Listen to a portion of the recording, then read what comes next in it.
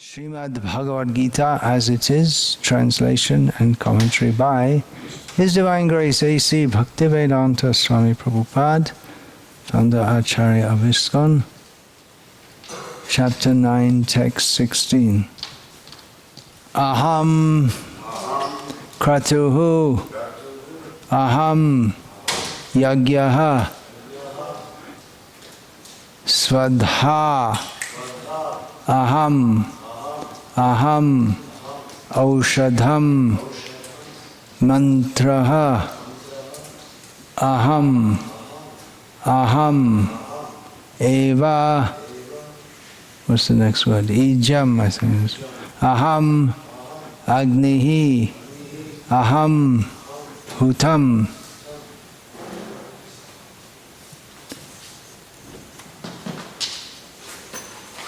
Yeah, that dot above the M doesn't have to be so high. It should be, if you look at the book, you can see it should just be above it. Aham kratur aham yagya swadhaham aham aushadham mantroham aham evajam aham agniraham hutam aham kraturaham yagya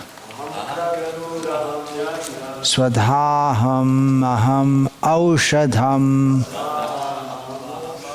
mantroham aham evajam aham agniraham hutam aham kraturaham yagya swadhaham aham aushadham mantroham aham evajam aham agniraham hutam.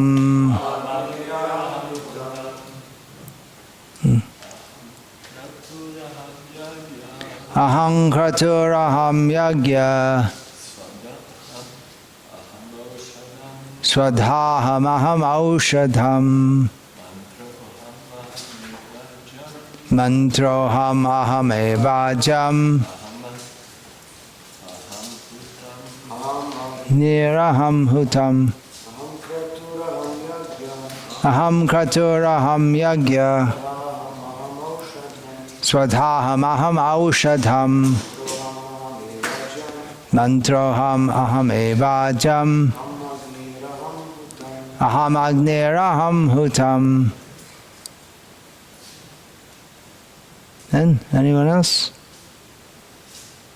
Try? I don't see it. You can't see it? I just see some blue line. Oh, you need glasses. Yeah. Do you not have glasses? Seems you need to get some. Anyone else?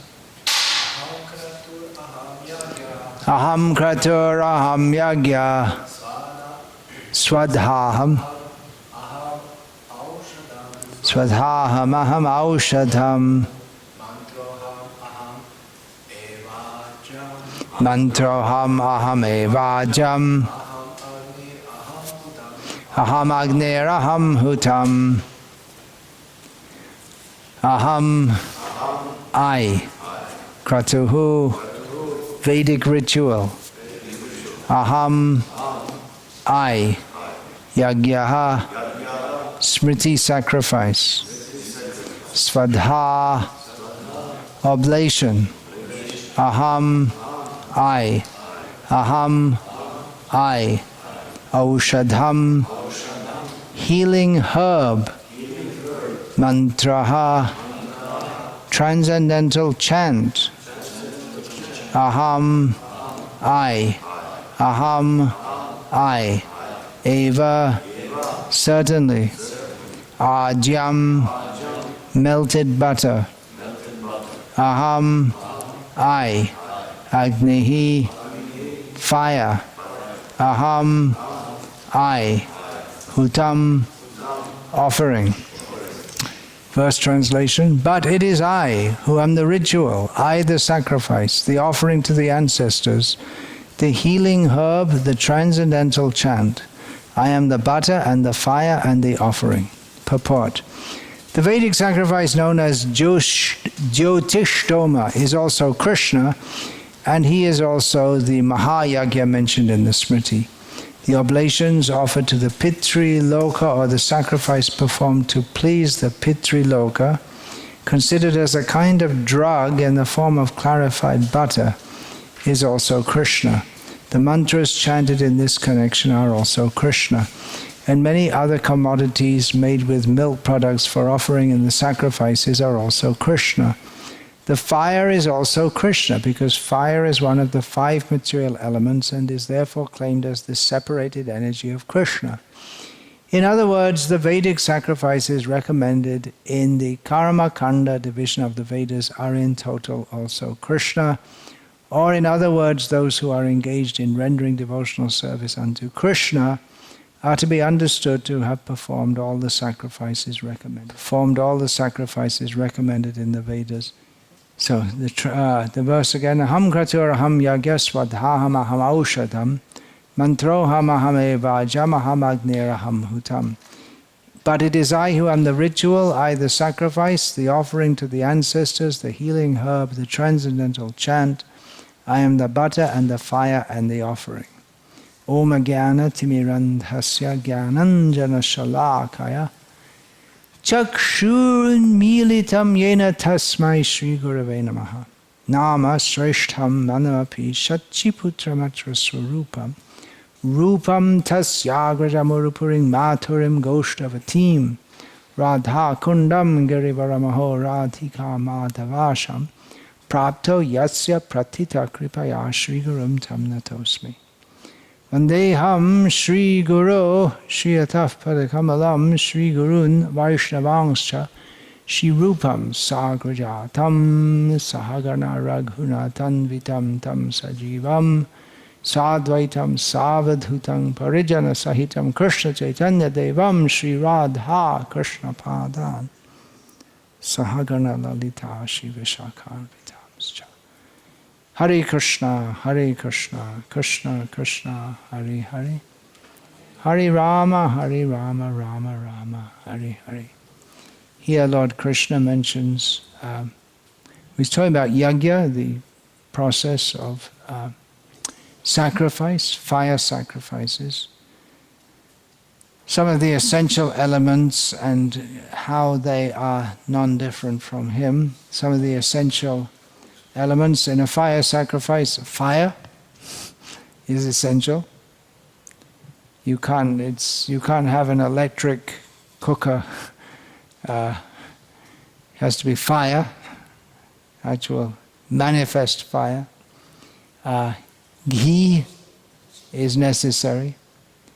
And this is one of the main reasons why cow protection is an essential part of Vedic culture, because Vedic culture, the whole Varnashram culture, it in many ways culminates in sacrifices. Everyone works together for this purpose. The king organizes it and takes the taxes, including the grains which the Vaishyas produce, and the Shudras help to produce that. And the Brahmanas, they execute it.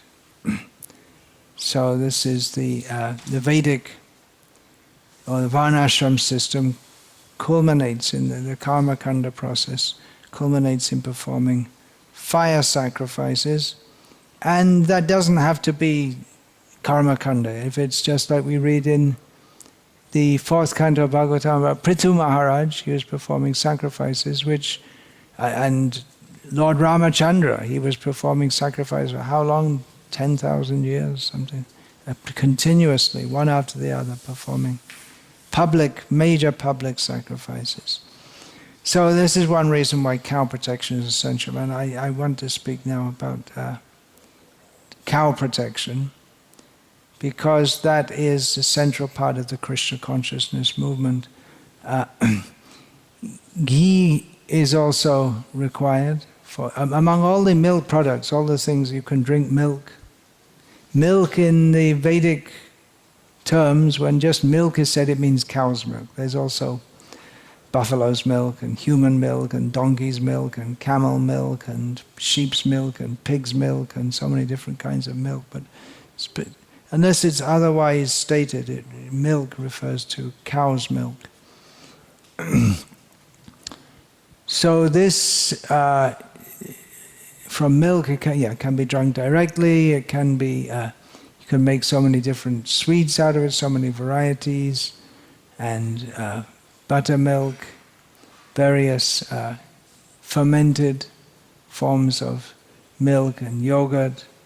So many different items can be made from it. Butter, but the most important is ghee, both from the, that can be used in sacrifice as a cooking medium, and it's also medicinal.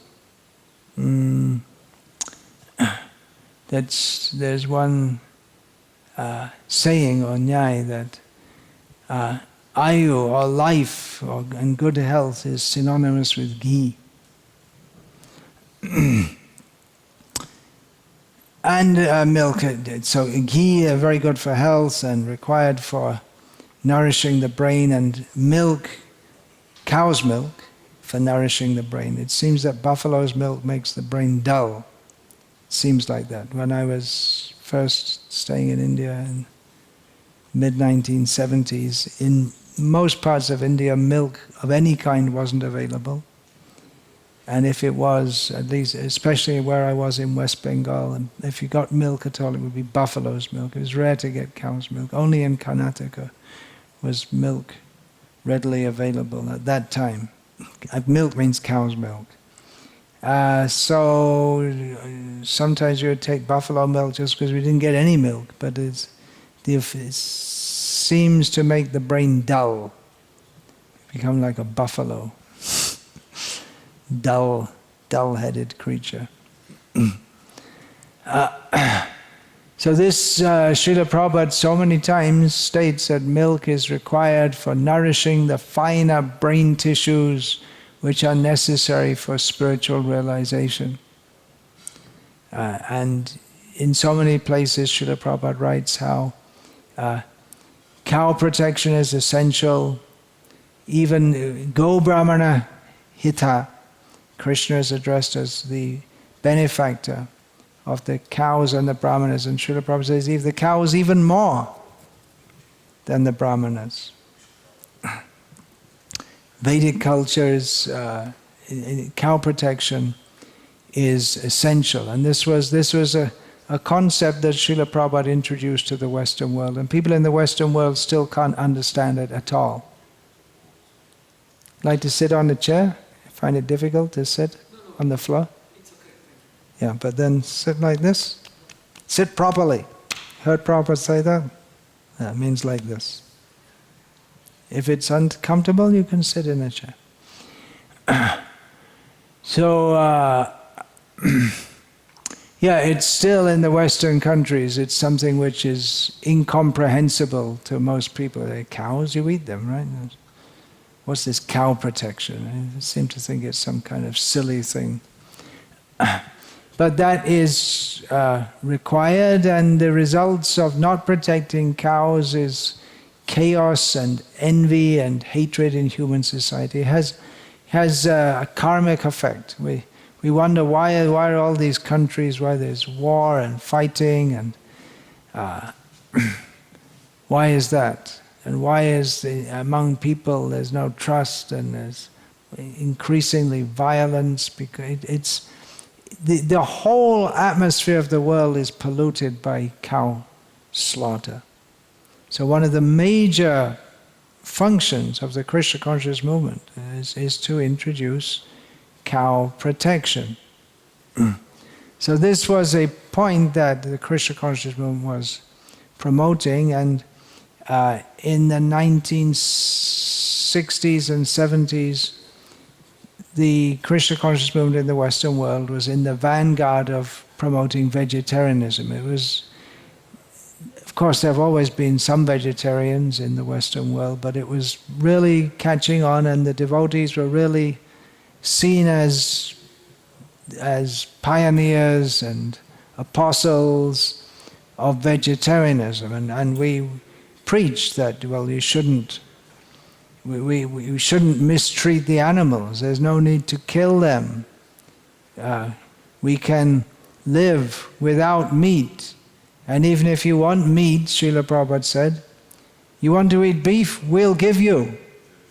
You know that? Prabhupada, he said that, we'll give you. You want to eat beef, we'll arrange for you. He said from New Vrindavan, you can arrange to feed the local people beef. We'll give it free.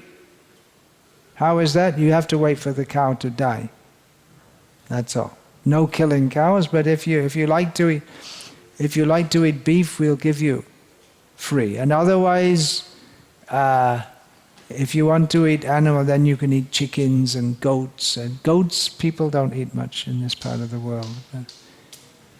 Sheep and all this kind. Dogs, probably, so you can eat dogs. Although the idea to people in the West of eating dogs is something horrible. They think nothing of eating cows, but somehow the idea of eating dogs is something horrible to them. Not in China. It's a big thing. They like eating dogs. Pigs, of course. They like China. They like to eat pigs. Here, of course, pigs. Yeah. So Srila Prabhupada is making that point. Actually, to eat any meat is low class, and to kill animals for the satisfaction of the palate when it's not required for the health of the body is something very bad. So we had a moral case. We had the moral high ground over the meat eaters. And at the same time, we were drinking milk largely from commercial farms. Mostly we were doing. And Srila Prabhupada also ratified that, because he said that, well, anyway, we have to offer milk to Krishna. And milk is required for our devotees. If we're going to be Brahmins, supposed to have a good brain, the brain that functions well in the mode of goodness. So cow's milk is required for that. And even it's well known that, or there's no record in the Veda base of this, but it's widely accepted as a fact that even though in America, I don't know if it's nationwide, but at least in some states, if not many states, it's compulsory that the milk that is sold has fish oil in it, because that adds vitamin D. And when this was brought to the vitamin A and vitamin D, so when this is brought to the attention of Srila Prabhupada, he said, well, offer it and drink it anyway, because milk is so essential. What can be done? Surprising. Did your mother feed you cod liver oil? That was a standard thing when I was a kid, this cod liver oil, because you got that. It's supposed to be very good for health, and every child hated it because it tasted horrible, because it's packed with vitamin A and all kinds of things. I don't know if they do it nowadays, but the cod's got their... Cod is a kind of fish which used to be plentiful in the oceans, maybe not nowadays because they've been overfished and polluted. So they would extract the liver from the cod. It must be a very small, because the cod is not such a big fish, and extract the liver and extract the oil and give to protesting children all over the world. And so they put fish oil in the milk. And Prabhupada said to take it anyway. But he also said to offer it to Krishna in our temples. But he also said that that all of our city temples, they should have a farm community attached, or some distance outside the city, have a farm, and the grihastas mostly can stay there. There's no need to stay in the city unless one is engaged in full-time preaching. That was Srila Prabhupada's idea. Otherwise, the grihastas can go to the farm and they can work as farmers and teachers. We can have our schools there also, and all kinds of things. Looking after the cows, handloom and village crafts, handicrafts. So this is Srila Prabhupada's idea. Simple living and high thinking. With cow protection in the center. So in that way, then, if there are cows and producing milk, then there wouldn't be any need to purchase milk from the people who kill the cows. Now, we didn't do that. We didn't. As a movement, we didn't take up this farm mission very seriously. I don't know if you in Croatia, those of you who are here from the early days, if that was ever on the agenda or ever part of the idea. It was, but it never happened. Huh? Actually, it started in Lika. Well, that was in Lika, but that wasn't coming from the ISKCON authorities. That was coming from individual devotees. From the GBC? From the GBC. Oh, the GBC was Rohini Sutta Prabhu, yeah. Okay, but it was a privatized idea, yeah. Okay, I'm in favor of privatized farms also. Can be ISKCON farms and privatized. I don't think that ISKCON's meant to become the landlord of the whole world, and let individual grihastas have farms also, and not that ISKCON has to own everything and manage everything, and the poor leaders are completely overburdened with management. Let individual, that's my idea, let individual grihastas develop. Not that the official ISKCON institution has to own everything. Anyway, that's another point. But anyway, it never developed like that. And in the meantime, after the vegetarianism came up, came veganism, which is the big thing now, more than vegetarianism, on ethical grounds, saying that, look, these cows and other animals, they're completely tortured from birth, those that are allowed to survive, because the male cows and chickens, they're just slaughtered. Chickens, the males are just slaughtered immediately after birth, daily, millions all over the world.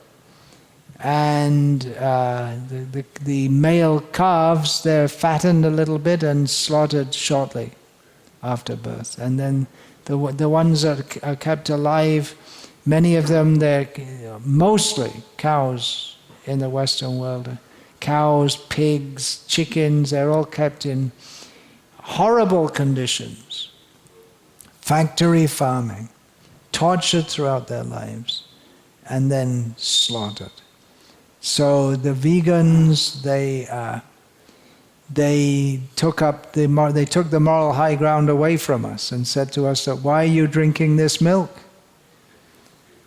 Why are you supporting the killing of these animals by giving your money to the people who are doing that? And actually our devotees found they didn't have a very good answer. They could say, well, the cows that give milk to Krishna, they get liberated, but that doesn't go down very well with the vegans. You told me that you had said this, and one vegan came back to you and said, okay, I bless you in your next life. You can become a cow and tortured throughout your life, and then slaughtered, and you can give your milk to Krishna. It's the real answer is that we should show that simply negation is not the answer, not to stop drinking milk, but to protect the cows. And we can actually show that cows are very happy when they're nicely protected. I was shortly before leaving India, I stayed for almost 2 months in one of our farms, and the cows, they actually, when they come back at night, they run back. They're out in the field in the day and they run. It's like they're so happy.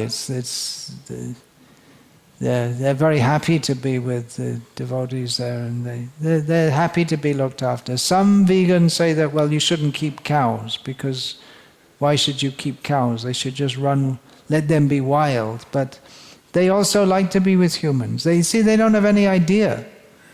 They don't have any idea how the animals can be happy if they're looked after. Just like the dogs like to be looked after by humans. And you probably don't have experience, but in India I've seen, because there are so many, the vast majority of dogs in India are wild street dogs, or in the villages. They're not really attached to anyone, but they just wander around. But you'll see the puppies, they try to follow behind, and as if to say, you come and I'll be with you, you look after me. They want to be attached to some human. Have you ever experienced that also? Yeah. They want to be. And cats, well, they're very independently minded. But they also live with humans. And there are many animals that live happily with humans. Horses, they reciprocate affection, don't they? Horses also, cows. Some animals don't reciprocate affection so much, like donkeys and buffaloes. But the cows, they like to be protected, and if they're kept nicely, and they'll give more milk than if they're just treated in a nasty manner. So the vegans have put us in a difficult spot, because they're saying, what are you doing? You're by taking milk from these cows, you are sanctioning, you're involved in this horrific cow torture and cow slaughter business. And we really don't have an answer to that. We could say, yeah, we believe in cow protection, and we could say that in the 1960s and early 1970s, but now, 50 years later, we would say, well, if you believe in it, why aren't you doing it? Where is it? What's going on? So actually, although I'm not a vegan, but I do take only what we call ahimsa milk, because that's at least my little bit, a message that we shouldn't be taking milk. We shouldn't be taking milk from the torture business. We should get our farms together. And in India, in most places, it's not a problem. Well, you may have to travel some distance, but there are individuals who protect a few cows, and there are goshalas that protect cows. So it's possible. And of course, at our ISKCON centers, we have cows who are protected. In many of our ISKCON centers in India, even in the city temples. So I welcome this veganism and this attack on us. Why? Why should that be? Well, it's time to get our act together. It can be an impetus for us to actually do what Prabhupada wanted us to do and Krishna wants us to do, and which is an essential part of the Krishna consciousness movement. Preaching is not only by talking, but by acting and showing how we should live.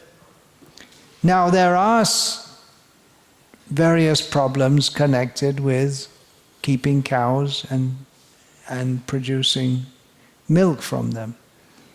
A major problem, if you can call it that, we shouldn't really think that cows are problems, but it's an issue that we have to consider very seriously, is that herds expand.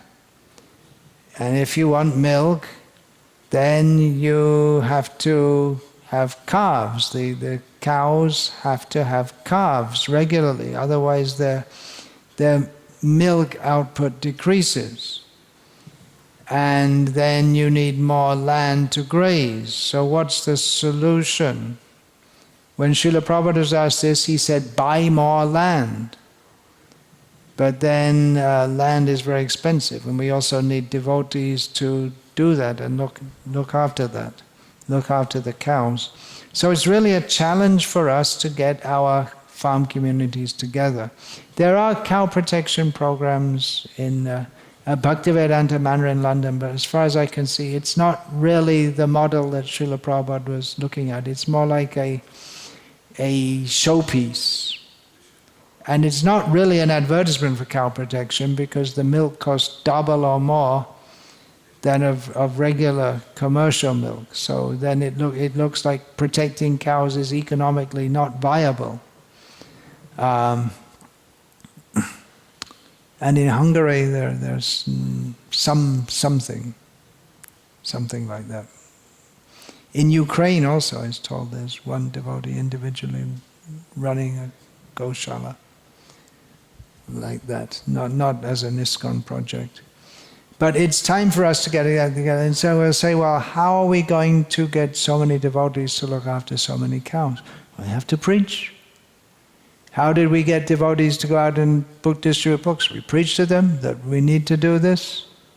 This is Srila Prabhupada's desire. It's required. So we have to preach. And how are we going to get the money to purchase so much land? Then we have to get how are all these properties bought in America and other places in the 1970s especially? That was from book distribution. So then we have to revamp the book distribution and get it going. In other words, by following this order of Srila Prabhupada to protect cows, if we're going to do it successfully, we're going to have to get the whole Hare Krishna movement moving again. Great! So I welcome veganism. Let's take up the challenge and establish farms, bring in young men, train them up, young women also, young men, young women, give them some training. Then after some time, most of them may get married, so they can go to the farms and say, well, we don't know how to do farming. It's not that everyone's a farmer, but there are so many things to do on the farm communities. And we can. To do it successfully, we need lots of money, because we need to purchase more and more land. We need more and more devotees. Great! But if we just want to have a little church and come on Sundays and ring the bell, then we're going to have to tolerate the vegans attacking us. Or we can all become vegans, but we shouldn't make Radha Krishna into vegans. They're not vegans. Then what are we going to do? Then we have to feed them the milk from the torture, and then the vegans will attack us. So we're caught. One way, either the vegans are going to get on our case, or we're going to make offenses to Radha and Krishna by not giving them the food which they like, which should be. If we're going to call deities and worship them, it's just like in a yajna. You can't have a yajna with olive oil. It has to be ghee. Maybe in Croatia you think, let's do an olive oil yajna. Oh, I shouldn't have said that. Now someone's going to do it. Any deviation possible, someone will do it. It's called Murphy's Law or Parkinson's Law. Bhakti Vikas Law. Huh? Coconut oil, there's so many things. That's for Kerala, not for, you don't get coconuts here, no, imported only. So if the Krishna conscious Murphy's Law, if there's some deviation possible, someone will do it.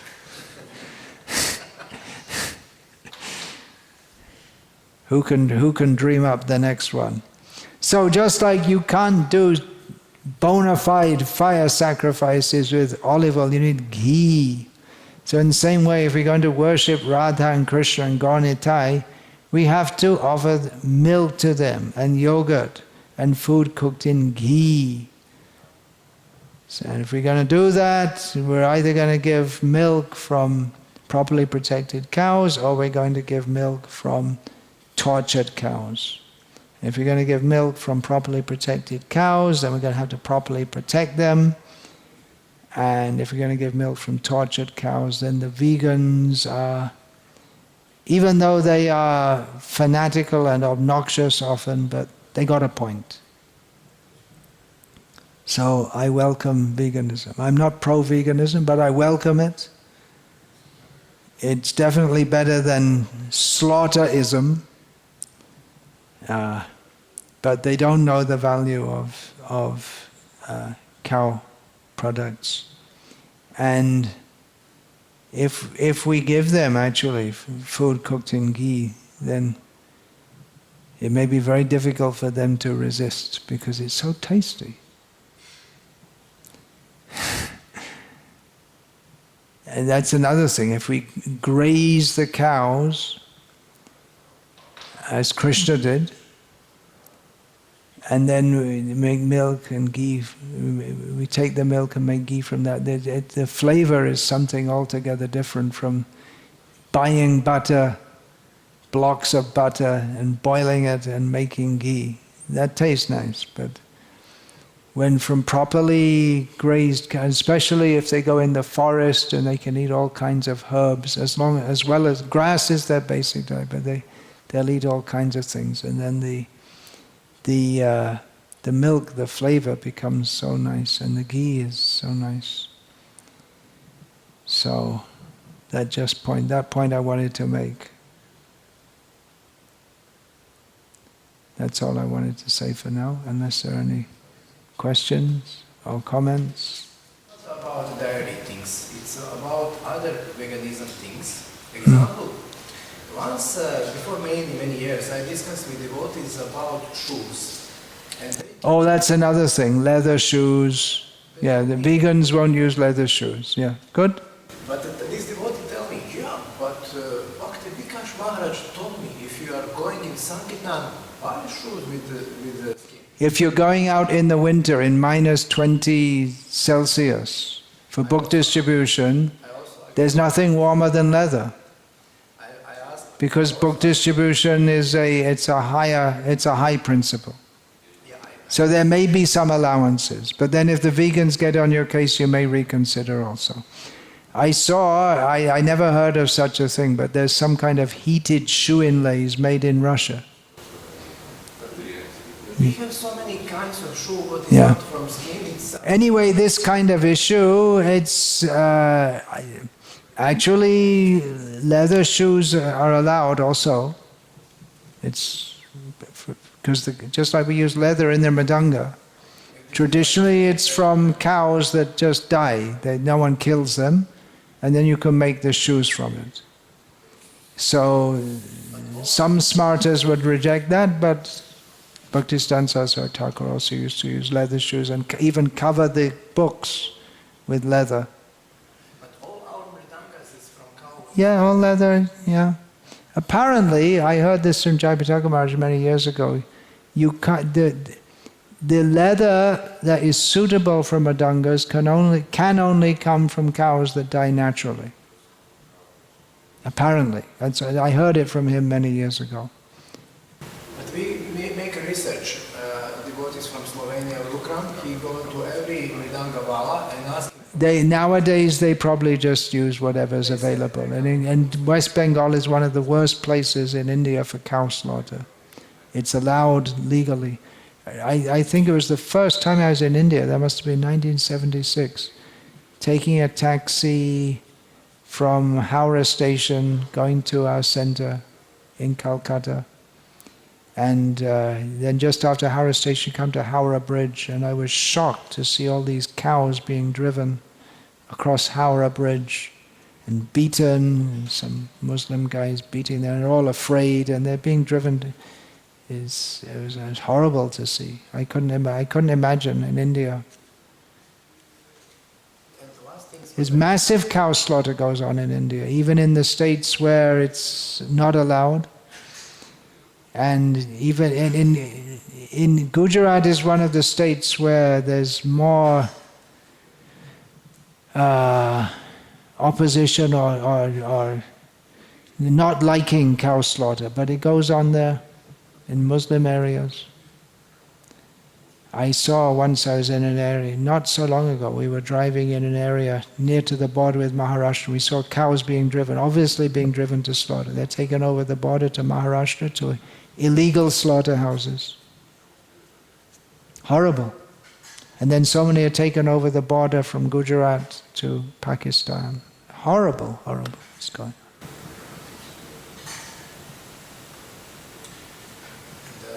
The reason why not took microphone, if I can say, if some vegan is here, he will say, why you are using this from sheep wool? Because for me, I do not have problem. Even that you. Why are we using sheep's wool? Because our acharyas and shastras allow it. There's no harm to the sheep. If you let the wool grow also, it just gets all entangled. Actually, they can't avoid. If you use computers, you're going to use. There's going to be something, everything in modern life. Then you have to go to a cave if you want to totally avoid it. Even if you use the oil from the ground, then that's hurting the earth. If you drive in a car, you have to use petrol, right? So that's hurting the earth, and in extracting the oil, you kill so many living beings. So to be totally free from violence in this world, it's not possible. That's why they have that's stated in Manu Samhita, that the householder, they can't avoid killing in so many ways, because when you light a fire, in the wood there'll be some insects. When you grind the spices or the grains, then there'll be some little, you can't avoid, there'll be some tiny insects, you'll kill them. So there are 5 things, which I don't remember all now, in which killing goes on. So therefore you have to perform yajnas daily to be free from that. Maybe you don't know, in England it's £5 that they have money. Oh right, they made their money with some Cow fat. Or something like that. They don't give donation of £5. They don't accept £5 in England. But it's everywhere. Animal products are everywhere in everything, practically. In India, this become very popular, the Patanjali products, which are vegetarian. It's a brand name they produce all kinds of things. And they have, it's very common in India, you see this little green dot on packets of toothpaste and jam and all kinds of things. It's still a big thing in India, vegetarianism. Big thing, but there's so much propaganda from demoniac so-called Christians that actually cow slaughter and cow eating was allowed in ancient India, and they give bogus quotes from the Vedas, so many things.